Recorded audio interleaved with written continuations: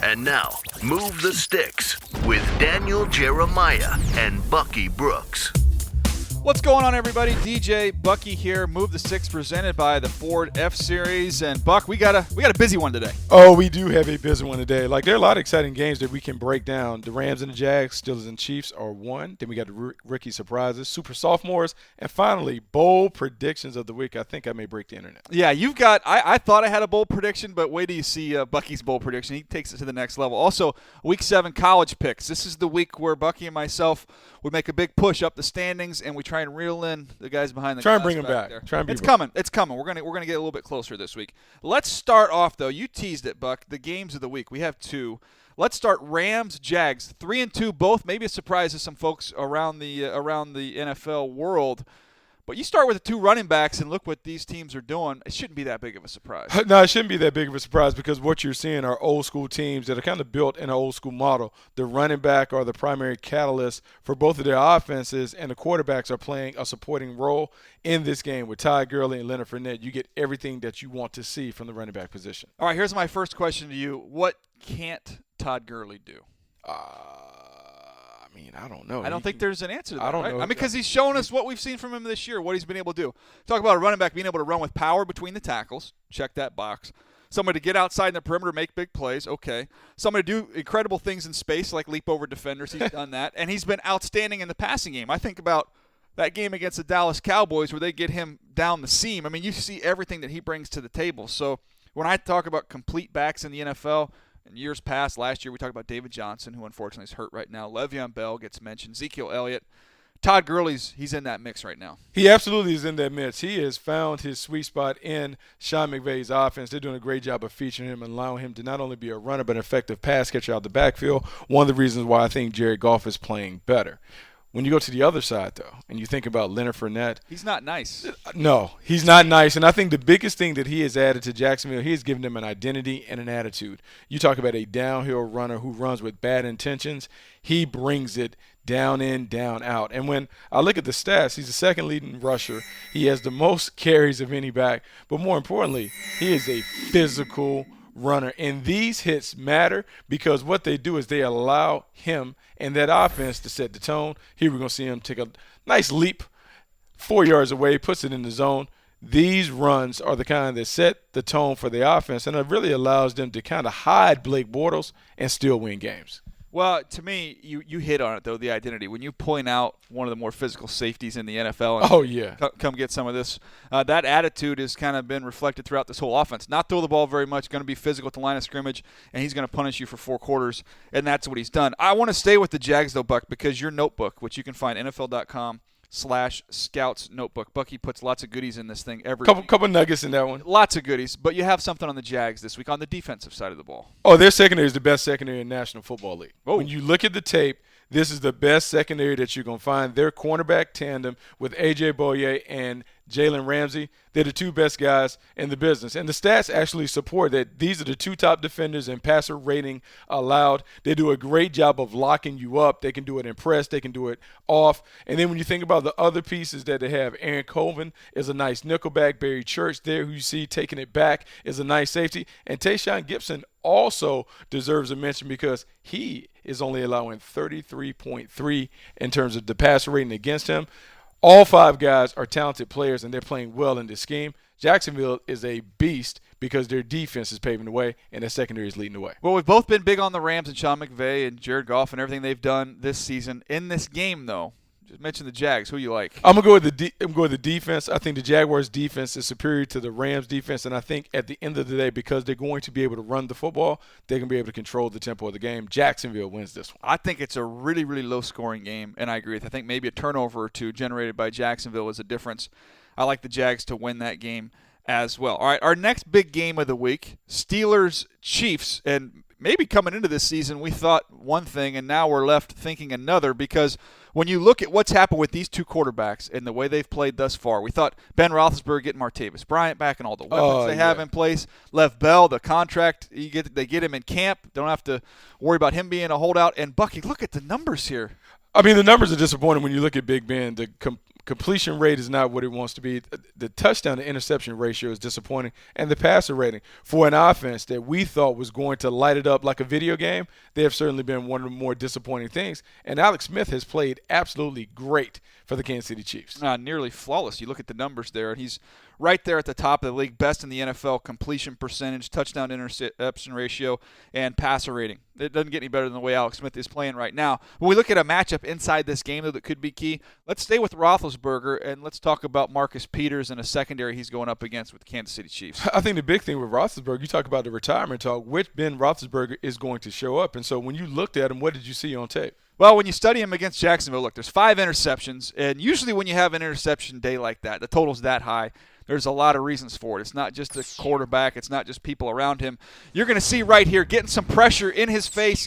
Can't get anything into the throw. It's still not a bad throw. It's a great play by Jalen Ramsey. So you see him affect the passer there. Now you're going to see, you talk about tips and overthrows, Buck, always lead to interceptions. Being a cause for interceptions. Here you see a tip at the line of scrimmage. It falls right in the lap of a Jaguar defender, and Telvin Smith takes it in for a touchdown. And then you see down the field, this is ball placement. Got to put this on the numbers for Antonio Brown, and you don't see Jalen Ramsey pop this ball to his buddy Barry Church.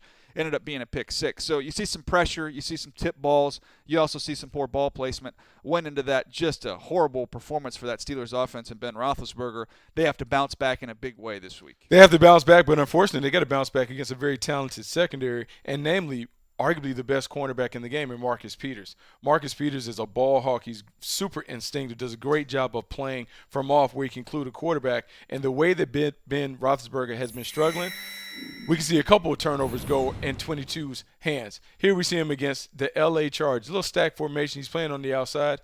All he does is stay on top, reads the mill, and for a guy who is not necessarily a spectacular athlete, does a great job of staying on top, makes a nice play on the ball. These are the kind of things that we've grown to expect from Marcus Peters because he's an outstanding playmaker, particularly at the moment of truth.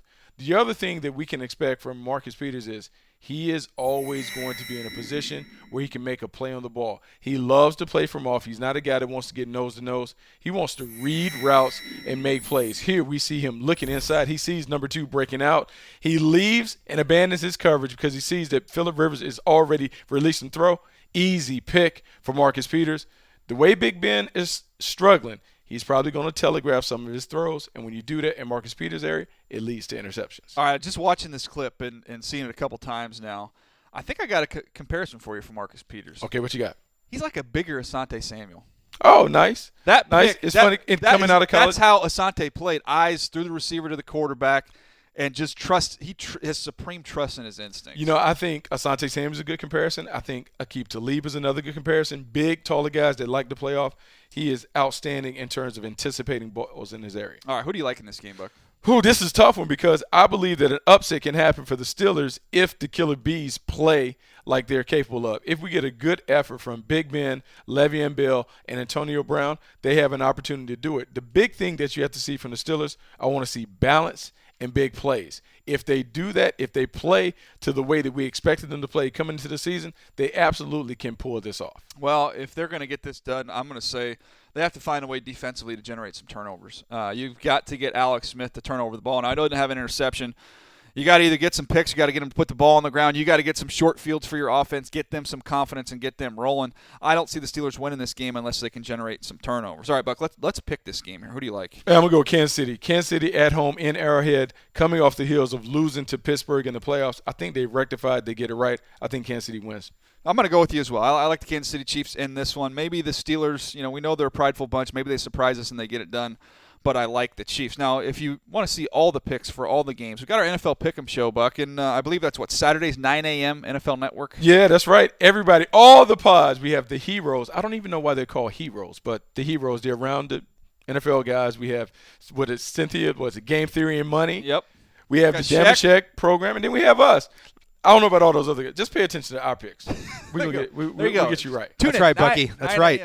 There you go. Look at silly. You could also catch it 4 times There's three other re-airs after that 9 a.m. So all day Saturday, and then maybe a 6 a.m. Eastern on Sunday too before the games. Nice, lots of opportunities there for everybody to check out that show. All right, we do this every week. Let's tee up the rookie leaderboards, and let's start with the passing yards for the rookie quarterbacks. You see them side by side. These are two ships going in opposite directions with Deshaun Watson. With 12 touchdowns, 4 picks, he's been outstanding. And then Kaiser, 3 touchdowns, 9 picks, and found his way to the bench. Yeah, Kevin Hogan will step in and start for the Cleveland Browns this week. They still say they have a lot of hope and optimism with Deshaun Kaiser. It's hard to see that when he's sitting on the bench now. All right, Bucky, these running backs, Kareem Hunt, 609 yards, leading the bunch. Fournette charging hard after a big game last week at 466. Dalvin Cook still holding there the number 3 spot, even though he's out for the year, followed by Chris Carson, also out. And Tariq Cohen rounds it up at number 5 with 194 yards. How about these rookie receiving leaders, Buck? I think the big thing with the receiving leaders, you're beginning to see the running backs creep up. Christian McCaffrey leading all rookies in receiving yards. Cooper Kupp, who we expected to be a big player. Evan Ingram should see those numbers continue to grow with no wide receivers on the outside for the Giants. And then you have Kareem Hunt and George Kittle. Kittles and bits. How about Kittle? Making a list there. How about the sacks? Let's go to the defensive side of the ball. Carl Lawson, 3.5 sacks there at the top to lead all rookies. Dietrich Wise with 3 out of Arkansas for the Patriots. T.J. Watt tied with him with 3. Then you have Myles Garrett. Hey, 1 game, 2 sacks, not bad. Nate Harrison and Josh Jones also 2 sacks apiece. Flip it over to the interception leaders, and really there's just one up there all by himself, Buck. Malik Hooker, we talked about this guy having the ball skills of an Ed Reed, the instincts and awareness to make plays. He has already shown that very, very early in his NFL career. Yeah, he's got 3 picks. No other rookie has more than 1. Actually, 9 rookies tied with 1 interception. All right, speaking of rookies, my Ask 5 question this week on NFL.com, I reached out to 5 personnel executives, and I said, at this point in time in the season, based on your pre-draft evaluation, what has been the biggest surprise so far? And the most popular answer that came back shouldn't be much of a surprise. It's the one who's leading the league in rushing right now, and that's Kareem Hunt. A bunch of guys said they liked him, Bucky. They liked him as a mid-round player. Thought maybe a year or 2 down the line you might have some. They didn't know he was going to be this good right now. No, he's been fantastic in this offense. And, sometimes a lot of it is determined by, how a person fits within the scheme. He is a nice fit in that scheme. We saw at Toledo, he was a guy that could run the ball, could catch the ball out the backfield. He has some size and power. I think he's kind of brought that size down a little bit. He's been very, very impressive. And what we've seen are some of the flashes from the Senior Bowl, but very consistently he's shown those flashes for the Chiefs. Now we got a couple other players. I had 3 other players get a vote. Deshaun Watson, just because thought more of a developmental prospect, wouldn't be ready to play right away, and he's proved us all wrong. Anybody that thought that, you've been proven wrong. Well, I mean, he's been spectacular because I think some of the trepidation with Deshaun Watson and worrying about how he would play is we never seen Bill O'Brien show a level of flexibility when it came to his scheme. But what we're seeing now is basically the Houston Texans are Clemson 2.0. All of the things that we saw on tape from Deshaun Watson as a collegian, we're now seeing the Houston Texans implement and do. Because of that, he's not only very comfortable, he's effective and efficient, and he's beginning to bring the plays, and this offense has been rolling since he's taken over. Yeah, and since he's taken over, we've talked about it before, but I just get the sense when you watch him that with each play, with each game, the confidence is growing, and you're just seeing it on the field. He's not jittery in the pocket. You don't see anybody that drops his eyes. He's keeping his eyes downfield. He's moving within the pocket. He's looking to scramble to create plays with his arm, not just with his legs. And, Bucky, I'm seeing a game plan kind of evolve around him. We're seeing some players emerge, too. We'll get to one of them in just a minute. But this group around him, they're going to be together for a long time. This could be something special they're building. It could be something special because I think we're beginning to buy into the it factor, and I think his teammates have bought into that. And when you have that belief, that optimism, or that quarterback that you have in the huddle gives you hope, things go to the next level. The Houston Texans are positioned nicely to continue to be a contender in the AFC. Next player that got a vote for the biggest surprise thus far was Tariq Cohen, who we've talked about on every single episode of Move the Sticks. Because you absolutely love him. Since That's your the guy. spring, I have to find a way to work him in. But this is legit. I actually had somebody write this one in and said, hey, I didn't know he'd be able to be this effective this early. He did couch it with the fact that I still don't think he's as good as Sproles was coming out. So still holding to that part of their grade. But not a big week last week in Mitch Trubisky's first start for Cohen. Kind of surprising that he didn't play a bigger use it role. I more thought they in would that use, I thought it would be Jordan Howard, Tariq Cohen, and Mitch Trubisky. They would just kind of rotate those guys with him the ball. But he's been an impact player. You have to account for him. He certainly has given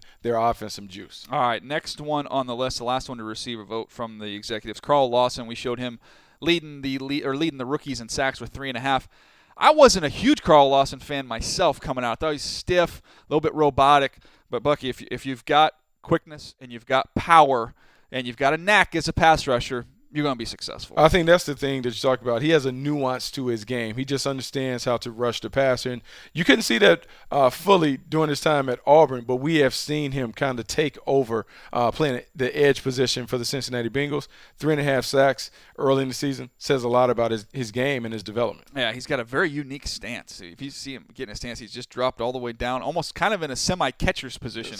Goofy looking. I don't know how he does it, but he's doing it, and he's got 3.5 sacks thus far. All right, one more we threw in here. This was not from an executive, but just in terms of a surprise, I think for both of us, just seeing what Aaron Jones was able to do last week. Yeah, I think Aaron Jones could be a huge surprise. And when I looked at him as he finally had an opportunity to play extensive minutes for the Packers, I think he might be the better option at running back than Ty Montgomery. And I say that because he's a real running back. He's well versed in all the things that running backs are supposed to do. And with Ty Montgomery, he is a hybrid, but this guy gives you some of that downhill presence. You see him getting to the next level. The balance that he adds to that offense alleviates some of the burden on Aaron Rodgers to always have to make the magic happen when they have the ball. Running style for Aaron Jones, just who he reminds me when he's rolling a little bit, Tiki Barber. Ooh, that's a nice comparison. He's got kind of a similar body type, just similar running Man, style. We should put that. Can we put that in the Twitterverse? Yeah, well. I mean, you already sparked quite a Twitter storm. I see people taking your tweet and making show ideas. Should Eli Manning be traded for Blake Bortles? But no one gives Move the Sticks the credit. What's that? Hey, what's that about? It's pro bono work for the What radio is stations that and about? shows across the country. We're just trying to give. We're not takers, we're givers here at Move the Sticks. Talked about the rookies, Bucky. Let's move on to the second-year players. We're going to call them the super sophomores. And I got to tell you, of all the things we've done, this little light-up graphic we've got here with the super sophomores, with light bulbs flashing, signifying that the light has come on in year number 2, maybe the best work we've done. We spent the entire budget on the marquee right there. Yeah, so, that's a month worth of Sully's that's it. salary right there. Right It's there gone. I mean, it's right there. It's nice. I feel it's kind of Tinseltownish. Yeah, Hollywoodish. You like that? Well, let's rip through these here. We've got a handful of guys. I'll start Leonard Floyd with the Bears. Man, he was outstanding the other night. And you see somebody wafer thin. You know, that was kind of the knock on him. He's ultra athletic. Talk about a big-time burst up the field, but I don't know if he's strong enough. Well, he's proven he can get home and get after the quarterback in a variety of ways. You see him on loops and twists. You see him win with speed outside, and he's got a little bit of speed to power that I think some people question about him. I think he's shown he can do that as well. He's off to a great start. He is off to a great start. And I'm going to say this because I was hesitant on Leonard Floyd because you didn't necessarily see the production in college. And it reminds me, and I'm reminded, whenever Vic Fangio is a defensive coordinator, and there's a long, lanky guy, much like an Alden Smith, he understands what he looks for in a pass rusher, and he always positions those guys to really have success as pass rushers. Leonard Floyd has certainly benefited playing in a scheme that is catered to him. Jared Goff is a guy that has stood out to me in a second year because after the first year, there were so many people that were ready to affix the B word on him. Bust, he can't do it, he can't play, such a disappointment. But what we've seen is a young player grow right in front of our eyes. Not only has he matured as a player, he is now in a system under a coach that understands how to get playmakers open. Sean McVay has put him in his comfort zone. We're seeing the ball come out on time. We're seeing a very accurate thrower. We're seeing a guy who really has a lot of poise and composure in the pocket. Jared Goff is playing like a number 1 overall pick, and there are a lot of factors that have contributed to it, but the talent has always been there. I've always believed that he was more Matt Ryan-like in his play. I think we're kind of seeing that in L.A. this year. I think you talk about the poise. I think you talk about the placement. Those are the two things that make him go. When he shows you that poise and comfort level inside the pocket, you know he's going to be able to place the ball accurately. He's a very accurate thrower. Was that at Cal? Let's stay inside the Pac-12, and let's go to a linebacker for the Jacksonville Jaguars and Miles Jack and what he's been able to do this year. Buck, we thought it was an absolute steal. You know, you had the concerns about his knee. That's why he fell to the second round. Last year, I thought maybe have more of an impact right away. It didn't happen, but that light has most definitely come on now. He is all over the field. You can see him in coverage. You can see him close. You can see the range. Miles Jack looks like he's the fastest guy in the field with Jalen Ramsey when they're out there, and those are two guys that could be special for this Jags defense. I mean, this team has invested well in their defense. So you think about the number of high picks they've committed to the defense side of the ball. Miles Jack was a guy that should have been a first-round pick, had the knee issue, dropped to the second round. him and Jalen Ramsey and Dante Fowler making appearances, some of the other guys that they brought in free agency, that defense is outstanding. Miles Jack, though, is the point. All right, why don't you give me another quarterback? We've already done Goff here. I think we got another one that's another one? There's another one out there? There's another one out there that's playing pretty well. How about Carson Wentz from the Philadelphia Eagles? There you go. Who is absolutely balling. He's a guy that we thought could be a special player when he was coming out. I kind of liked him a little bit to Cam Newton in terms of his special ability. Not necessarily as a runner, but being a big guy that's athletic and versatile, can throw darts. He has been a flamethrower. There you see 1,300 passing yards, 10 touchdowns, and the weapons around him, as they've upgraded, you're allowed to see his talent. The Philadelphia Eagles are a legitimate contender in the NFC because they got a legitimate quarterback that can make plays. And you talk to folks back there, they'll tell you, look, he's taken complete ownership of this team. It is his football team. He's a great leader, and they're giving him more responsibility in terms of building a game plan as well as at the line of scrimmage. So he's definitely taken that leap here in year number 2, exactly what they wanted to see in Philadelphia. How about a wide receiver from Notre Dame and what he's doing for the Houston Texans? Hey, Will Fuller, we talked about Deshaun Watson's game really being surprising. I think part of the reason it's been a surprise is because Will Fuller has been a guy that can put the ball in the paint. There we see just in 2 games, 6 catches, 4 touchdowns. That's a nice ratio. Nice rate. The big thing that he's added is the deep ball threat. His ability to push the ball down the field uncovers DeAndre Hopkins, creates some big plays for the Houston Texans offense. And as his chemistry continues to grow with Deshaun Watson, I think you're going to continue to see them light up the scoreboard down in Houston. Getting him healthy and on the football field has been a big impact for this offense and a huge boost there to young quarterback in the rookie Deshaun Watson. All right, last one. Let's stay at the receiver position. Going there in training camp to Kansas City and getting a chance to watch how they were using Tyreek Hill and everything they plan on doing with him.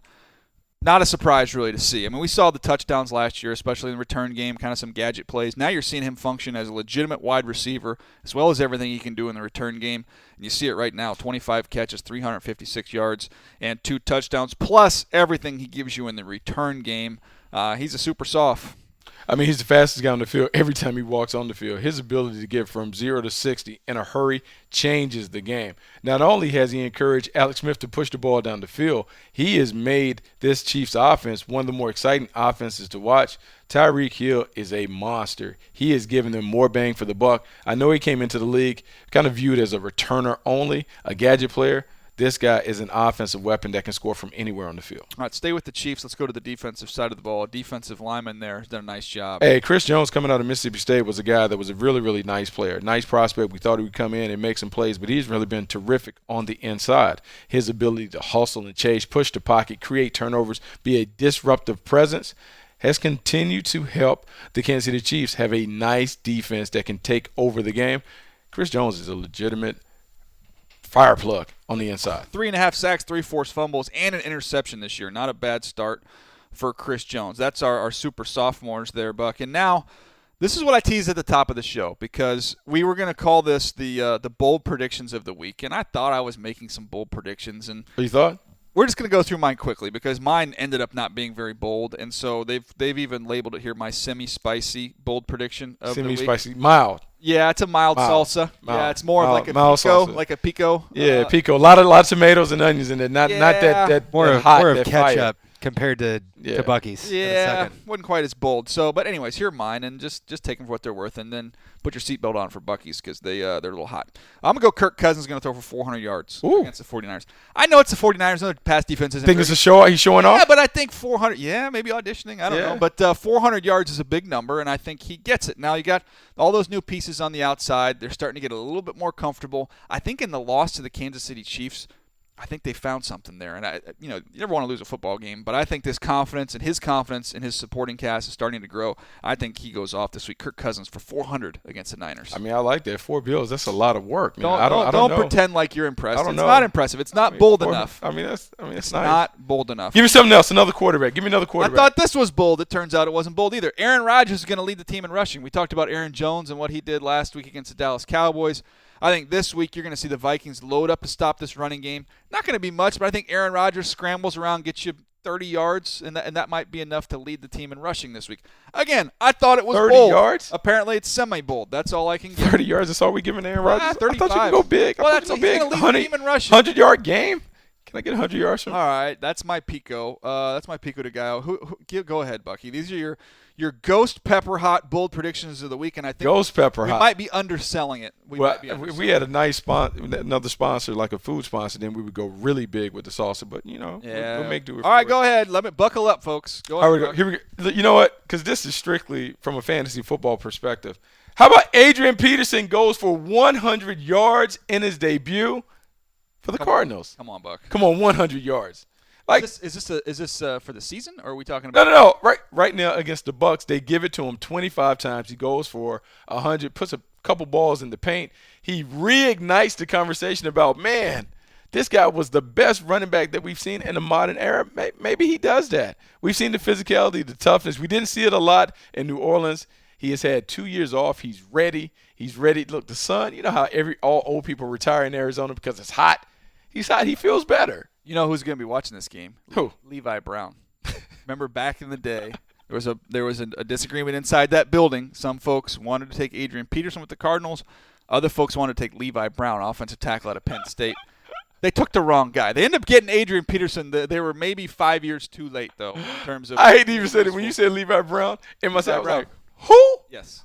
What? You remember him? Third pick in the draft out of Penn State. Unbelievable. And by the way, before we move on to your second bold prediction, somebody told me that Adrian Peterson is living like the pool house or the guest house. Yeah, Larry Fitzgerald. They can all go to sleep go early, go to bed early, rest up. They're old people. It's like a retirement community. Exactly. They're studying the playbook together around 6 o'clock. I don't know how many plays Adrian Peterson has to know. Like, look, we can go right and left, ISO. Like, I mean, what? 26, 27. I mean, it's not that hard. Little, even numbers right, odd numbers to the left. Two is a tailback. What do you need to know? I just like to picture, like, on the off day where we got, like, a fun island in the pool. I'd like to see that. That'd be a good show. I'd like to see what that looks like. All right, Buck, your second bold prediction. Again, this is a Ghost Pepper Hot bold prediction from Bucky Brooks. I don't have my glasses. If you thought I don't the have my last glasses one was on. bold. I don't have my glasses on, but I'm gonna say this: like wait till the next when Hytham and Sean call me, and I'm sitting there eating pancakes. Yeah. Like, that's what you get. Like, I might have had the itis. I was a little sleepy. Yeah. But here's what I'm gonna say: the New York Jets will upset the New England Patriots on Sunday. I don't know. Where's my son?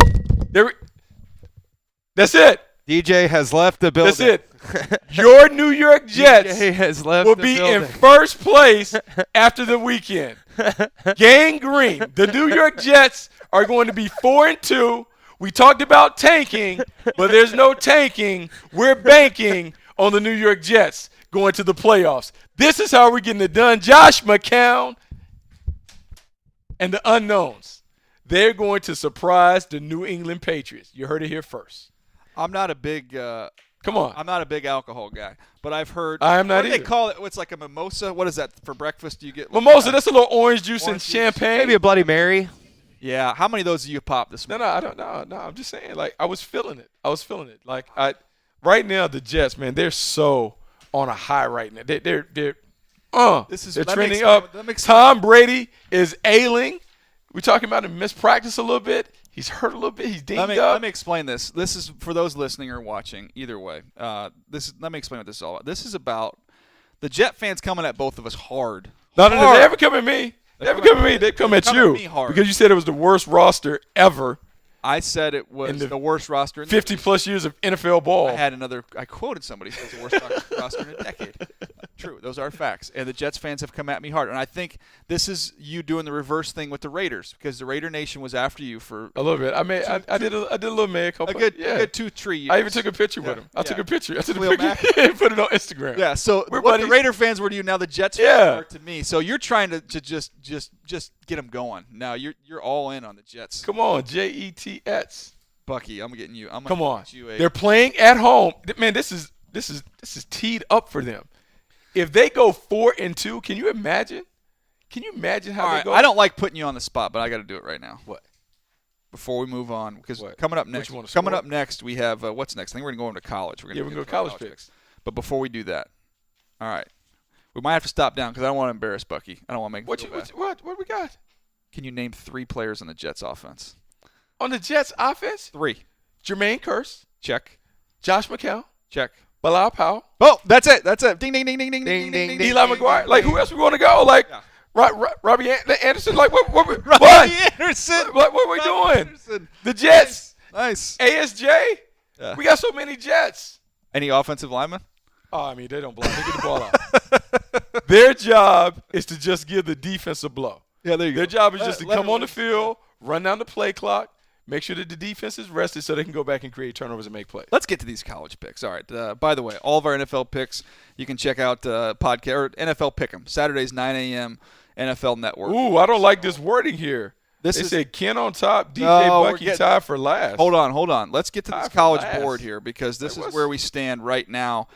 Kent is leading the way with an 8-3 week last week. I had a 7-4. Sully was 7-4. You were 6-5 last week. But when we look at the overall standings for the season, the wording is incorrect because Kent is in first place. Sully is in second. Instead of tied for last, we're actually tied for third. Tied for third. Neither one of us are in fourth place, Buck. Tied for third. I don't tied know for where third. Whatever helps last. you guys sleep at night. That's fine. Whatever That's helps. fine. Tied That's for fine. third. We're coming back.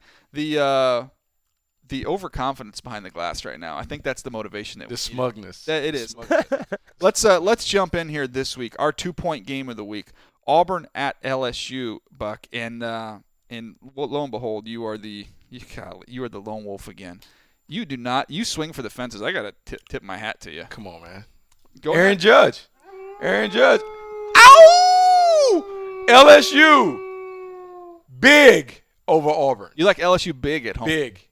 They're at home, Death Valley. The last time they were in Death Valley, they lost to Troy. I cannot expect them to put another effort like that. I think they come and knock them around. The Troy team lost to South Alabama Yeah, last night, by the way. it's not. I okay. love Patrick Claybon. He has the pride of Troy, but Auburn in the state of Alabama is a little bit better football team than Troy, and they're going to come in there. No and way. Get after the Tigers. No way. I like Auburn. Sully and Kent. Did the Tigers have a notable win? Have they beaten anybody? almost beat Clemson? I mean, who have they beaten? They have a good almost. They beat Florida. What is it, horseshoes and cornhole? Like what? Like They're what gonna are we be fun. talking about? Auburn gets it done in this one. All right, let's move on now. This is a fun one. Oklahoma and Texas. Go ahead, Buck. Who do you like? I cannot believe you. Yes, you can. Go I ahead. cannot Just believe say who you picked. I'm going OU in this one. Okay, you're going Oklahoma. OU. Oklahoma. Guess who else is going OU? Everybody else? Everybody but me. I am Texas. Oh yeah. I'm trying to figure out what are you buying in? I'm What are you buying in into on this Texas team that played USC down to the wire. I'm buying into this Texas team. The team that celebrated after they beat K-State? That beat K-State. That's right. It's a win. We'll take it. Beat K-State. I'm looking at a team that resembles nothing that we saw in that opener against Maryland. You know Oklahoma lost to Iowa State. They're going to play good defense. You know Oklahoma is They're going to to get after the quarterback. They're going to be fired up. They're- Baker Mayfield, my man right there. Texas is better than Iowa State, Buck, and they're going to get it done here. I'll go Lone Wolf. I got no problem with that. Give me the Longhorns. All right, let's move on. Utah, USC. Kind of surprised we all end up going with USC in this one because Utah is a good matchup. They beat USC last year in Sam Darnold's first start. However, Utah's never won in the LA Coliseum. They don't win there. USC struggles to go up to Salt Lake. Utah struggles down here in LA. Maybe that's the reason why we all are going with the And Trojans here. I got to say, I watched that Utah game last week against Stanford, and that backup quarterback. Yeesh. We don't know for sure who's going to be at quarterback. Yeah, we don't know who's QB. So Carrington's a good So you got to. receiver. Yeah, Carrington's good, but you got to go with SC here. Who do you like, Buck? Why? Just say why you picked SC. We all like SC. Because Sam Darnold's finally going to have the game that we've been waiting for. It's coming. I think this is the game where Sam Darnold kind of breaks out and has one of those memorable games. He's had an interception in every game. I think this is the one where he breaks out and begins to play like the guy that we saw. Finally got a chance to get a bunch of the SC tape, Pac-12 tape, and watch Sam Darnold. Got to get his feet right. That's the issue. When you That's been play. the biggest thing. Get your feet right. Get your feet right. He'll be okay. Georgia Tech, Miami. Oh man, have you seen Reggie Wayne yet? Does he know what you're doing here? Oh, he doesn't know, but I'll tell him. All right, go ahead.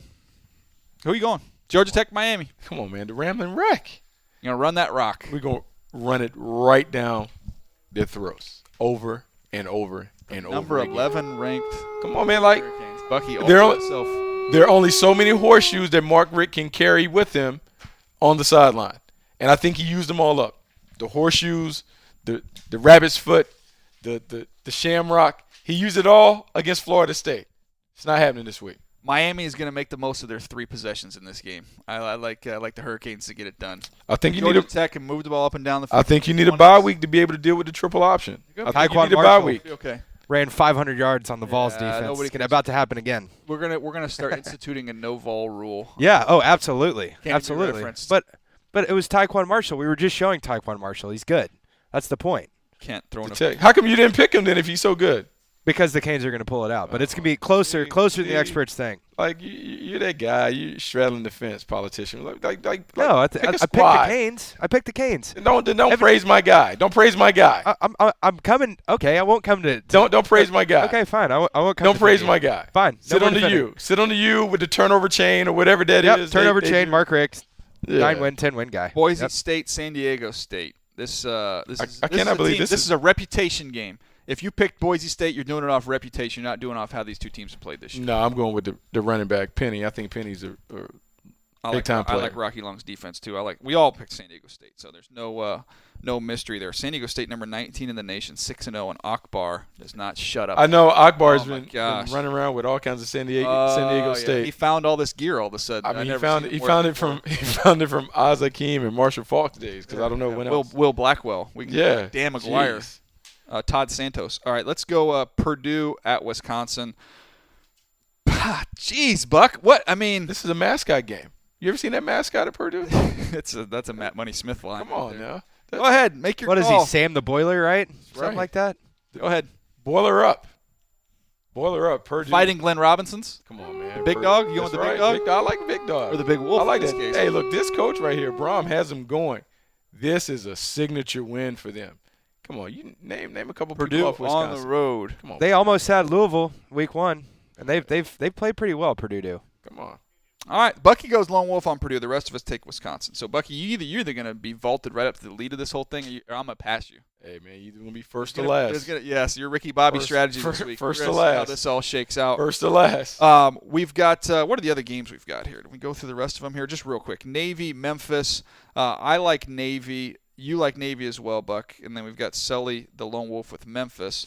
Texas Tech, West Virginia. Ooh. Who you like, Buck? You went West Virginia, Yeah, we right? both, man. We're chalk West on all this. West Virginia all the way across the board. Here we go. TCU at K-State, TCU, Ohio State, Nebraska. I don't even know why the game is I don't up know why there. that one's up. Who put that game up there? That's a charity game?